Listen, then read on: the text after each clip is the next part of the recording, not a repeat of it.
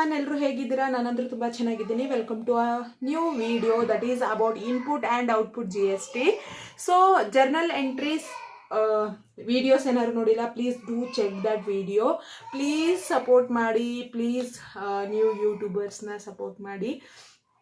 So let's move on to the topic. So today's topic is about input and output GST. So input ಮತ್ತು output GST ಹೋಗೋಕ್ಕಿಂತ ಮುಂಚೆ first ನಾವು GST ಅಂದರೆ ಏನಂತ ತಿಳ್ಕೊಳ್ಳೋಣ. Already ನಾನು GST types ಬಗ್ಗೆ ವಿಡಿಯೋನ ಮಾಡಿ ಎಕ್ಸ್ಪ್ಲೈನ್ ಮಾಡಿದ್ದೀನಿ. ಸೊ ನೀವು ವಿಡಿಯೋ ಯಾರು ಡೈರೆಕ್ಟ್ ಇದೆ ವಿಡಿಯೋ ನೋಡ್ತಾ ಇದ್ರೆ ಅವರಿಗೋಸ್ಕರ ಇದು. ಸೊ ವಾಟ್ ಈಸ್ GST ಅಂದರೆ it is a single tax base applied on supply of goods and services. As you already know, ಇದು ಸಿಂಗಲ್ ಟ್ಯಾಕ್ಸ್ ಬೇಸು. ಇದನ್ನು ನಾವು ಗೂಡ್ಸ್ ಪರ್ಚೇಸ್ ಮಾಡಿದಾಗ ಅಥವಾ ಸೇಲ್ ಮಾಡಿದಾಗ ಇದು ಅಪ್ಲೈ ಆಗುತ್ತೆ. ಸೊ ನೆಕ್ಸ್ಟ್ ಎಕ್ಸಾಂಪಲ್ ನೋಡೋಣ.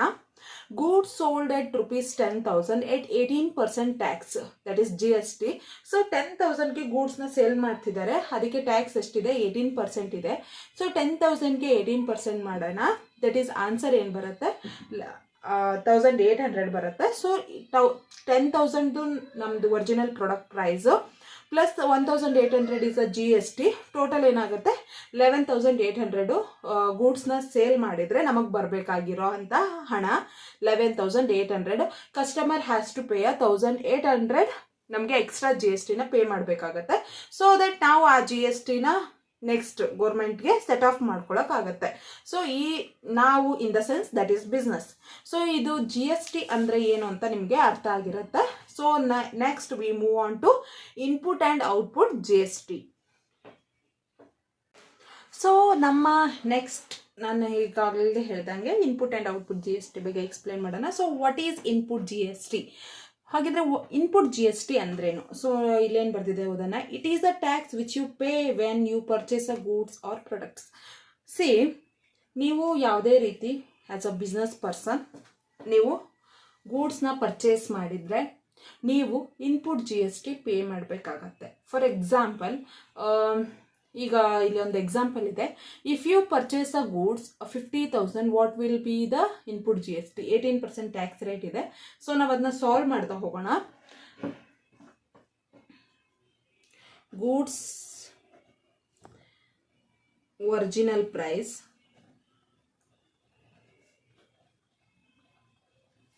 ಎಷ್ಟಿದೆ? 50,000 ಇದೆ. ಆ್ಯಡ್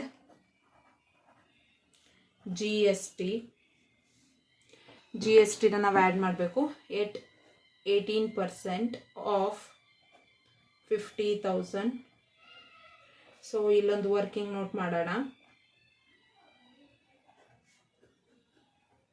ವರ್ಕಿಂಗ್ ನೋಟಲ್ಲಿ ಏನು ಹೇಳೋಣ? 50,000ಗೆ 18% ಎಷ್ಟಿದೆ?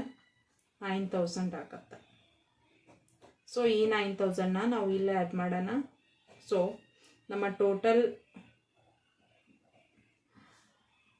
ಪರ್ಚೇಸ್ ಪ್ರೈಸ್ ಏನಿದೆ? Goods price, total goods price that is 59,000. So ನೋಡಿ, ಈಗ ನಾವು ಯಾವುದೇ ರೀತಿ ಗೂಡ್ಸ್ನ ಪರ್ಚೇಸ್ ಮಾಡಿದರೆ ನಾವು ಅಲ್ಲಿ ಯಾವ ಟ್ಯಾಕ್ಸ್ನ ಪೇ ಮಾಡ್ತೀವಿ? Input GST. ಗೂಡ್ಸ್ನ ಪರ್ಚೇಸ್ ಮಾಡಿದಾಗ that is input GST. So ಈಗ ಒಂದು ಬಿಸ್ನೆಸ್ ಪರ್ಸನ್ ಆಗಿ ನಾನೊಂದು ಗೂಡ್ಸ್ನ ಪರ್ಚೇಸ್ ಮಾಡಿದೆ ಅಂದರೆ ಆಬ್ವಿಯಸ್ಲಿ ಅದು ಗೂಡ್ಸು ಪರ್ಚೇಸ್ ಮಾಡಿದರೆ ನಾವು ಟ್ಯಾಕ್ಸ್ನ ಪೇ ಮಾಡಲೇಬೇಕು. ಟ್ಯಾಕ್ಸ್ ರೇಟ್ ಎಷ್ಟಿದೆ? 18% ಇದೆ. ಸೊ 50,000ಗೆ 18% ಅಂದರೆ ಅದು 9,000 ಆಗುತ್ತೆ. ಟೋಟಲ್ ನಮ್ಮ ಗೂಡ್ಸ್ ಪ್ರೈಸ್ ಏನಿದೆ? 59,000. That is the input GST. So ಇದು ಇನ್ಪುಟ್ GST ನಾವೆಲ್ಲಿ ಯೂಸ್ ಮಾಡ್ತೀವಿ? In case of purchase of goods. Purchase of ಗೂಡ್ಸಲ್ಲಿ ನಾವು ಇನ್ಪುಟ್ GSTನ ಯೂಸ್ ಮಾಡ್ತೀವಿ. ಮಾಡೋಣ, ಎಷ್ಟು ಬರುತ್ತೆ ನೋಡೋಣ. ಸೊ ಗೂಡ್ಸಿನ ಒರಿಜಿನಲ್ ಪ್ರೈಸ್ ಏನಿದೆ?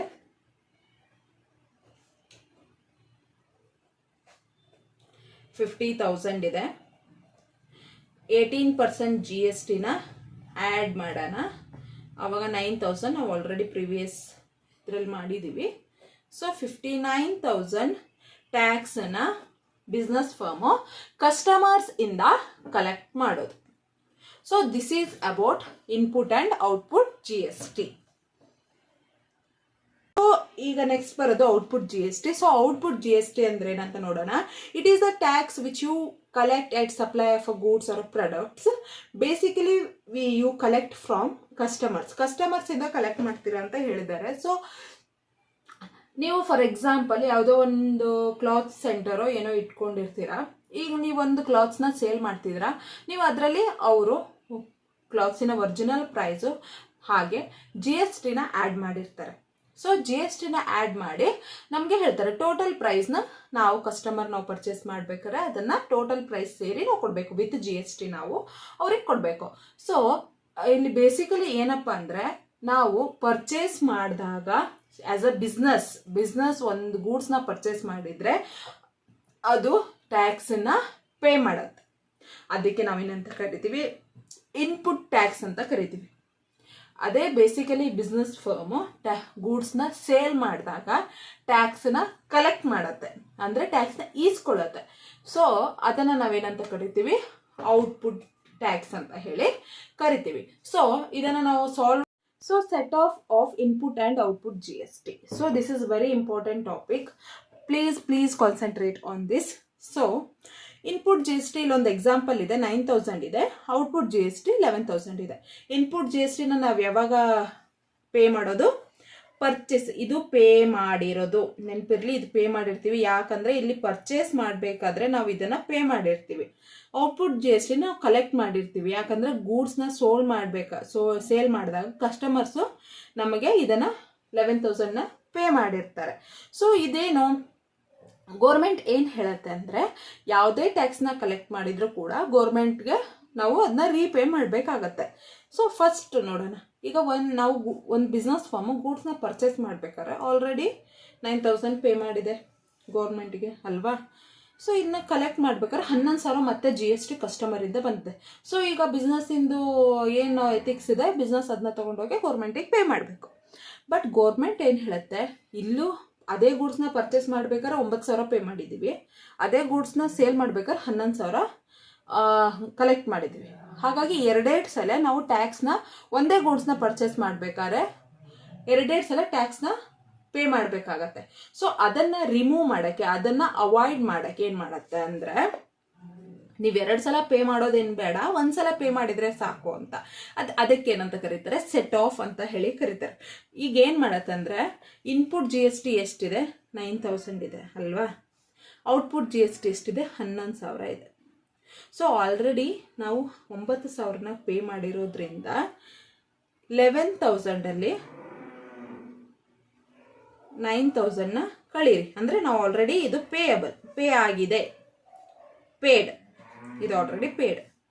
ಓನ್ಲಿ ಎಷ್ಟು ಬಂತು, 2,000 ಬಂತು. ಈಗ ನಾವು ಪೇ ಮಾಡಬೇಕಾಗಿರೋದೇನೋ ಓನ್ಲಿ 2,000, ಪೇಯಬಲ್ ಏನೋ ಓನ್ಲಿ 2,000.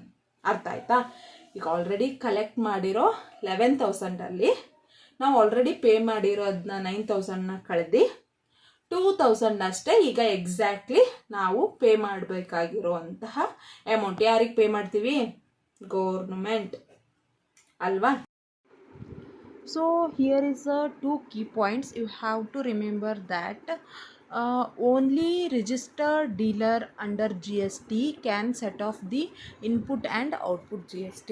ಸೊ ಇದರ ಅರ್ಥ ಏನಂದರೆ, ರಿಜಿಸ್ಟರ್ಡ್ ಡೀಲರ್ ಏನಿರ್ತಾರೆ ಅಂದರೆ, ಒಂದು business firm GST under register ಆದವ್ರು ಮಾತ್ರ ಇನ್ಪುಟ್ ಮತ್ತು ಔಟ್ಪುಟ್ GSTನ ಸೆಟ್ ಆಫ್ ಮಾಡೋ ಅಂತಹ ಅಡ್ವಾಂಟೇಜ್ ಅವ್ರಿಗೆ ಮಾತ್ರ ಇರೋದು. ಆದರೆ ಬರೀ ನಾರ್ಮಲ್ ಕಸ್ಟಮರ್ಸ್ಗೆ ಇರೋದಿಲ್ಲ. Thank you so much everyone for watching this video. Please do subscribe and share this video.